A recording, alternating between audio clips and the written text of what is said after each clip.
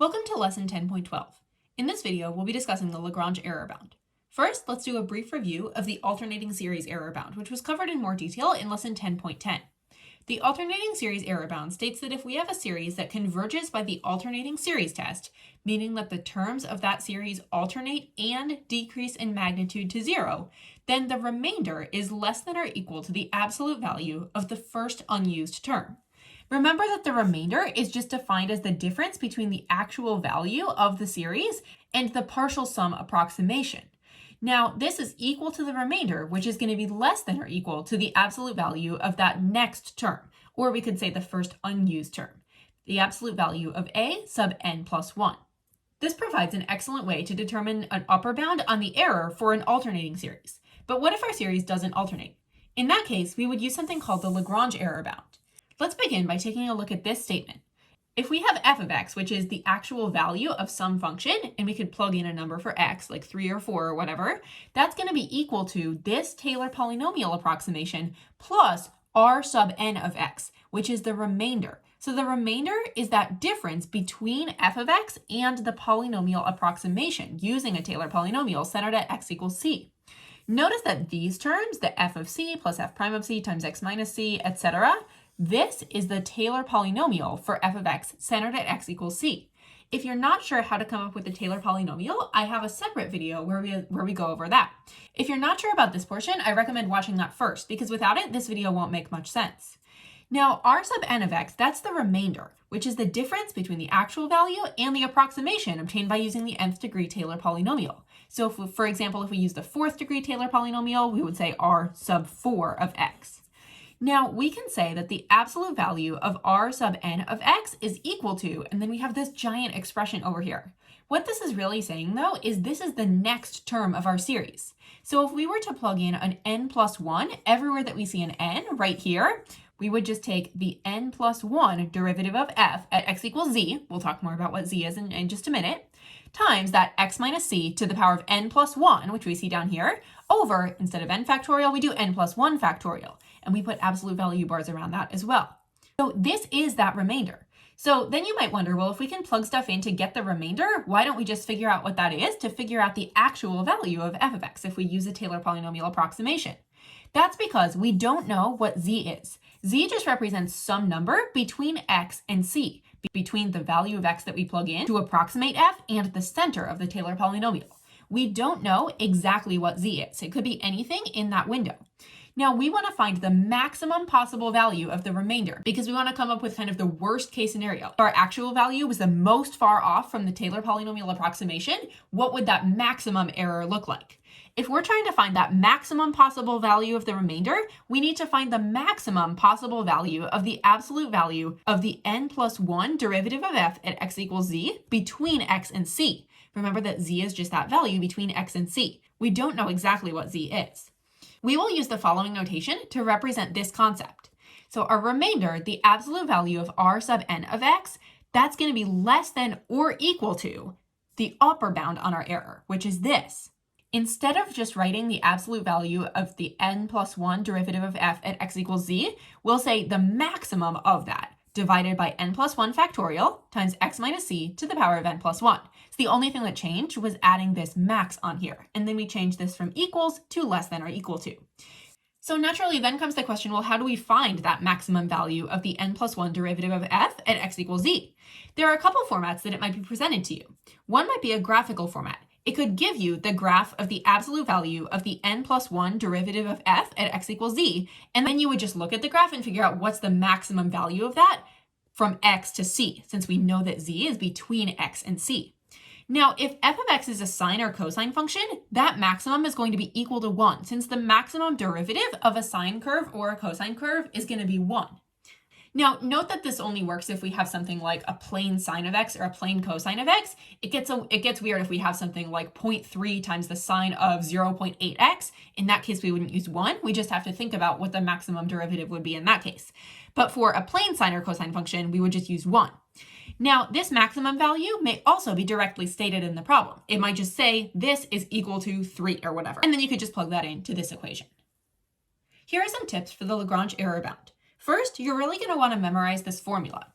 So we have the absolute value of r sub n of x, the remainder for the nth degree Taylor polynomial, is going to be less than or equal to big absolute value r's, the maximum of the n plus 1 derivative of f at x equals z over n plus 1 factorial times x minus c to the power of n plus 1.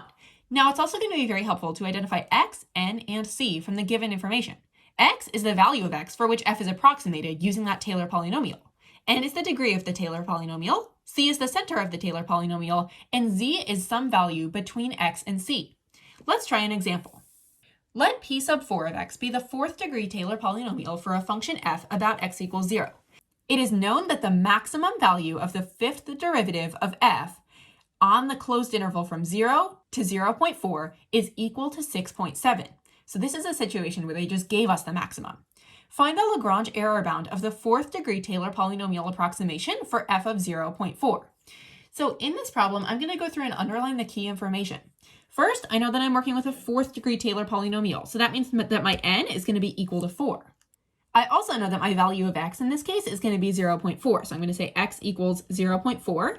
The center of my Taylor polynomial is going to be x equals 0 because it says about x equals 0, so we'll say c equals 0 right there. And then it gave me this maximum right here. So remember what I'm trying to find, and in this case, instead of just writing absolute value of r sub n of x, I'm going to plug in values for n and x. I know that n is 4 and x is 0.4. So if I'm trying to find the absolute value of the remainder, r sub 4 of 0.4, that's going to be less than or equal to, and then I copy down, well, that's going to be the maximum of the absolute value of the n plus 1 derivative of f at x equals z. Now, instead of writing n plus 1 right up there, what I'm going to do is plug in 4 for n. So that means that I really have a 5 right here. I'm looking for the fifth derivative at x equals z. And then I'm looking for that maximum on the closed interval from 0, less than or equal to x, less than or equal to 0.4, because that's my value of c, and that's my value of x. And then I have to plug in this for the rest of the formula. So I have my maximum set up here. That's all over n plus 1 factorial. N is 4, so this is really 5 factorial. We'll say over 5 factorial. And then we multiply that entire thing by x minus c to the power of n plus 1. X is 0.4, so we'll have 0.4 minus 0, because that c in the center is equal to 0. So it's just a 0.4 to the power of 4 plus 1, or 5. Then I can replace the maximum with 6.7, because I know that this entire thing, that's equal to 6.7. That's exactly what they gave me. So we'll say r sub 4 of 0.4, that remainder is going to be less than or equal to the absolute value of 6.7 over 5 factorial times 0.4 to the power of 5. Then I can use the calculator to get an actual value for this. The value that the calculator gives me is 5.717 times 10 to the power of negative 4. So that's what I'm going to write for my error bound, the maximum value of my remainder. This means that if I use the fourth degree Taylor polynomial and I use that to approximate f of 0.4, the maximum error that I'm going to get is going to be 5.717 times 10 to the power of negative 4. That's my maximum possible remainder. Could it be lower? Yeah, it could be closer and closer to 0, but this is the maximum error that we could possibly get. The fifth degree Maclaurin polynomial for f of x is equal to the sine of x is given by p sub 5 equals x minus x cubed over 3 factorial plus x to the fifth over 5 factorial.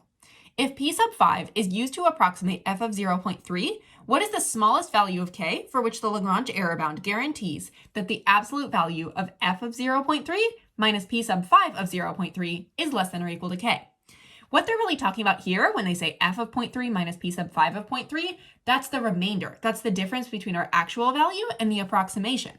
So we're looking for that to be less than or equal to some value, and we have to find what the value is. We're going to use the Lagrange error bound here. N is going to be equal to 5 because they give us a fifth degree Maclaurin polynomial. C, the center, is going to be equal to 0 because a Maclaurin polynomial is automatically centered at x equals 0. And then x, which is the value that we are approximating for, that's going to be 0.3. So we'll say x equals 0.3. Now we can start plugging some things into our formula. So I'm going to say that that remainder, which in this case I'm going to write as f of 0.3 minus p sub 5 of 0.3, that's going to be less than or equal to, and then I have to come up with the maximum value of the n plus 1 derivative of f at x equals any value z between c, and x. So I'm looking for the maximum on the closed interval from 0 less than or x less than or equal to 0.3 of the absolute value of the sixth derivative of f. So we'll say the sixth derivative of f at x equals z right there. We're using the sixth derivative because n is 5 and we add 1 right there. Then if we continue with that formula, this entire thing is getting divided by n plus 1 factorial. In this case, n is 5, so this is really just going to be 6 factorial. And then we multiply this entire thing by x minus c to the power of n plus 1. X is 0.3, and then if we subtract 0, that's just going to be 0.3 still, to the power of n plus 1, or 6 in this case. That is going to be the maximum value of my remainder. Now I can do some simplifying, and I also have to figure out what is the maximum value of the sixth derivative of f on the closed interval from 0 less than or equal to x less than or equal to 0.3. Since we're working with a sine function right here, think about what the sixth derivative of f of x equals sine of x is. We don't even need to know what it actually is because we know that it's going to be a sine or cosine function. Could be negative cosine x, negative sine of x, positive or negative. Doesn't really matter as long as it's a plain sine or cosine. That means that this entire maximum thing, that's going to be 1 because the maximum derivative of a sine or cosine function at any point is going to be 1. Even though we're working on the closed interval from 0 to 0.3, for the purpose of BC calculus, it's okay if you just plop a 1 right in there if you're dealing with sine or cosine. So let's do some simplifying. So this is really a 1. So we really have 1 over 6 factorial. And 6 factorial is really 720. So we have 1 over 720 times 0.3 to the power of 6. Now in this situation, we really do not have to simplify because if you're on a free response question, it's simply not necessary right there. So all that we have to do is we get to say k is equal to 1 over 720 times 0.3 to the power of 6. Now, of course, if you wanted to, if you were curious, you could get a calculator approximation for that. If you do, you're going to wind up with a really small number. You're going to wind up with k equals 1.013 times 10 to the power of negative 6, which is incredibly small. That tells us that if we use this Taylor polynomial to approximate f of 0.3, we're going to be really, really, really close to the actual value of sine of 0.3.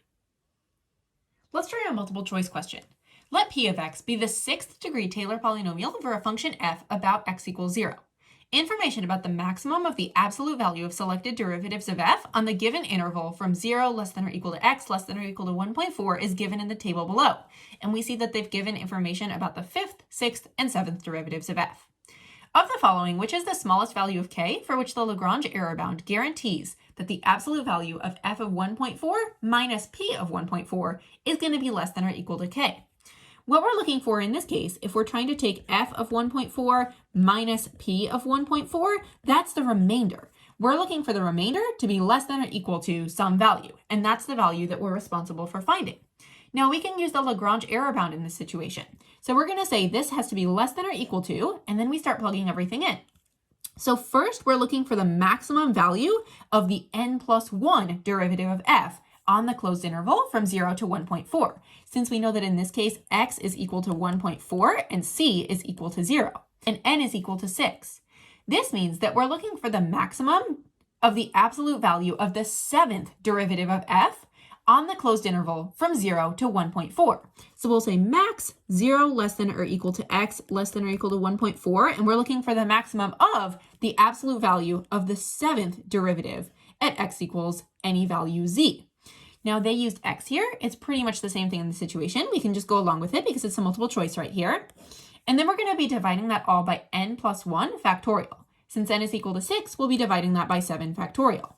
Then we multiply the entire thing by x minus c to the power of n plus 1, which is going to wind up being 1.4 to the power of 6 plus 1, or 7. Then we can just get a decimal approximation for this. We also need to plug in 18.5 for this right here. So let's just rewrite this with 18.5 plugged in for that max. And then we'll use the calculator. That's equal to 0.038, or 0.039 if we round. So we'll say k is equal to 0.039. This matches answer choice C. The first three terms of the Taylor series for the function f about x equals 1 are 1 minus x minus 1 squared over 18 minus x minus 1 cubed over 18. The Taylor series about x equals 1 converges to f for all values of x. The graph of y equals the absolute value of f triple prime of x, the absolute value of the third derivative of f, is shown above. So we know that this graph, this is y equals absolute value of f triple prime of x. That's probably going to be helpful later. It says let p sub 2 of x be the second degree Taylor polynomial for f about x equals 1. Of the following, which is the smallest value of k for which the Lagrange error bound guarantees that the difference between f of 5 and p sub 2 of 5 is less than or equal to k? This is asking for the remainder. It's saying what's the maximum value of the remainder in this situation. So if we're trying to find the remainder, that's going to be r sub 2 of 5, because 2 is our degree since we were using p sub 2, and 5 is our x value. Off to the side, I'm going to make a note that n is equal to 2, x is equal to 5, and also that c is equal to 1, since it says it's about x equals 1. We know that the Lagrange error bound states that we can take this, and that's going to be less than or equal to the absolute value of the maximum value of the n plus 1 derivative of f. So we're looking for the maximum for 1 being less than or equal to x being less than or equal to 5 of the absolute value of our n plus 1, which in this case is going to be 2 plus 1, or third derivative of f. So we'll say f with that little 3 up there, the third derivative of f at x equals z. Then we're going to be dividing that entire thing by n plus 1 factorial. In this case, n equals 2, so we'll add 1 to that, which is 3, put a factorial on it. We multiply that entire thing by x minus c to the power of n plus 1. X is 5, c is 1, so this will be 5 minus 1 to the power of 2 plus 1, or 3. Now, how are we going to figure out the maximum of the third derivative of f on the closed interval from 1 to 5? Let's use this graph right up here. If we're looking on the closed interval from 1 to 5, we're going to be going from right here to right around here. Now, with these graphs, when they give you a graph like this, it is better to overestimate. It's better to give a higher value for the maximum, if you're not sure, than a lower value for the maximum. Now, in this case, it looks like, let's see, so we would have 0.2, 0.4, 0.6, 0.8, and then 1. It looks like our maximum value within this interval of our graph of the third derivative is up here at y equals 0.6. So we're going to plug in a 0.6 for this max expression right here. Let's rewrite that with 0.6 in place of that. That means that we're going to have the absolute value of 0.6 over, and then 3 factorial, 3 times 2 times 1 makes a 6. We're multiplying that entire thing by 5 minus 1, or 4, to the power of 3. This, we don't even need the calculator to evaluate, because we can just take 0.6 divided by 6, which is going to be 0.1, and multiply it by 4 cubed, which is 64. So this would be equal to 0.1 times 64, which is going to be equal to the absolute value of 6.4, and since that's positive, that just means that we have 6.4. Therefore, we know that k is equal to 6.4. K is our error bound, the maximum possible value of our remainder. So we could be at most 6.4 off from what the actual value of f of 5 is, if we use the second degree Taylor polynomial to make an approximation. Let's try a free response question. Let f of x equal sine of x squared plus cosine of x. The graph of y equals the absolute value of the fifth derivative of f is shown above. We're only going to be doing part D here, which says let p sub 4 of x be the fourth degree Taylor polynomial for f about x equals 0. Just from that, we got a lot of information. We know that our center is going to be c equals 0, and we got that n, our degree, is going to be 4. Using information from the graph shown above, showed that the absolute value of p sub 4 of 1/4 minus f of 1/4 is less than 1 over 3,000. All right, this is kind of an interesting problem here because they gave us a specific value that we have to prove that our remainder is less than. Now, because they've plugged in a 1/4 right here, that's also indicating to me that x should be equal to 1/4. So if I'm trying to set up an expression for my maximum error right here, I'm going to say p sub 4 of 1/4, which is the Taylor polynomial approximation at x equals 1/4, minus f of 1/4, the actual value, that's going to have to be less than or equal to, and then I set up my giant expression for the Lagrange error bound. Now, the first thing that I have to do is I have to come up with the maximum value of the absolute value of the n plus 1 derivative, which means the fifth derivative in this case. So the maximum value of the fifth derivative on the interval from my center to the value of x that I'm using. So we'll say maximum on 0 less than or equal to x less than or equal to 1/4. That's the first part of the Lagrange error bound. Then we divide that by n plus 1 factorial. So 4 plus 1 factorial, and that entire thing gets multiplied by x minus c to the power of n plus 1. X is 1/4, c is 0, so we do 1/4 minus 0 to the power of 4 plus 1. Then, because this is a free response question, I want to be very, very clear about how I get this maximum value. They gave me the graph of the absolute value of the fifth derivative of f. This is what I'm looking at right up here. So I just have to figure out on the closed interval from 0 to 1/4, what's that maximum value? Now 1/4 would be right here, and 0 is right here, and the maximum value, it looks like, is right here. What's that maximum value? I can't tell exactly what it is, so I'm going to err on the safe side and say it's 40, because we know that it's going to be less than 40. So I'm going to write out a little statement that says that.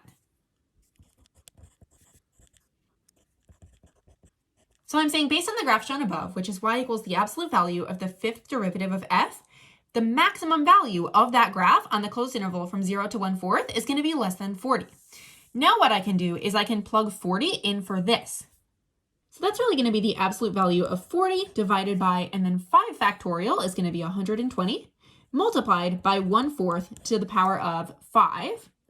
And then I get to do some simplifying right here. So I'm going to cross off the zeros right here, and 4/12, that's really the same thing as 1/3. So I have 1/3 times 1 to the 5th, which is just 1, over 4 to the 5th. Now 4 to the 5th is 1024, so it's going to be 1 over 3 times 1024, and that is ultimately equal to 1 over 3072. So then on my next line of work, I'm going to say that the absolute value of p sub 4 of 1/4 minus f of 1/4, which again, remember that's the remainder, that's going to be less than or equal to 1 over 3072. This is definitely less than 1 over 3000, which was the specific value that it indicated that I needed to prove that the remainder was less than. Therefore, this would be my complete work for this problem. The function f has derivatives for all orders and for all real values of x. Let p sub n of x represent the nth degree Taylor polynomial for f about x equals 2. So in this case, I know that my center is going to be equal to 2. The graph of y equals the absolute value of the fifth derivative of f, the absolute value of the fifth derivative of f, is shown above. Show that the absolute value of f of 2.5 minus p sub 4 of 2.5 is less than 1 over 1,500. All right, so in this case, I know that the value of x that they're plugging in is 2.5, and I also know that n, the degree, is going to be equal to 4. So when I go to set up my Lagrange error bound, that's going to be very helpful. I'm going to take f of 2.5 minus p sub 4 of 2.5, and remember, that is my remainder. That is going to have to be less than or equal to, and then I set up my giant expression for the Lagrange error bound. I'm looking for the maximum of the absolute value of the n plus 1 derivative. Now, because n is equal to 4, that means that I'm going to be looking for the fifth derivative. So the fifth derivative of f at x equals z, and remember that z is any value between my center and my x value. So the maximum of that on the interval from 2 less than or equal to x less than or equal to 2.5. And then that entire thing is going to get divided by n plus 1 factorial. So 4 plus 1 factorial. Then we multiply that by x minus c to the power of n plus 1. X is 2.5, so we'll say 2.5 minus c, which is 2, to the power of 4 plus 1. Then I have to figure out what is this maximum. I can use the graph because they gave me the graph of y equals the absolute value of the fifth derivative of f. And I'm looking on the closed interval from 2 to 2.5. Now, 2 is around here, 2.5 is right around here. So if I want to be on the safe side, I'm just going to say that the maximum value, I know that it's going to be less than 2 right there. So I'm going to write out a statement that says based on this graph up here, that maximum value is going to be less than 2. Now on my next line of work, I'll be plugging in a 2 for this maximum expression right here. So I really have 2 divided by, and then 4 plus 1 is 5. 5 factorial is going to make 120. 2 over 120 multiplied by 1/2, because 2.5 minus 2 is really just a 1/2, to the power of 5. Then I can do some cleanup right here. I can remove the absolute value bars because I know that this is going to be a positive number. This is really going to make 1 over 60 multiplied by 1 over 2 to the 5th, which is 32. Then if you need to off to the side, just do a little bit of multiplication there. Do 32 times 6, which is going to make 192. This means that this is going to be equal to 1 over 1,920, which is less than 1 over 1,500, the given value that I was asked to show that the remainder is less than. Therefore, through this line of work, I've successfully answered the problem.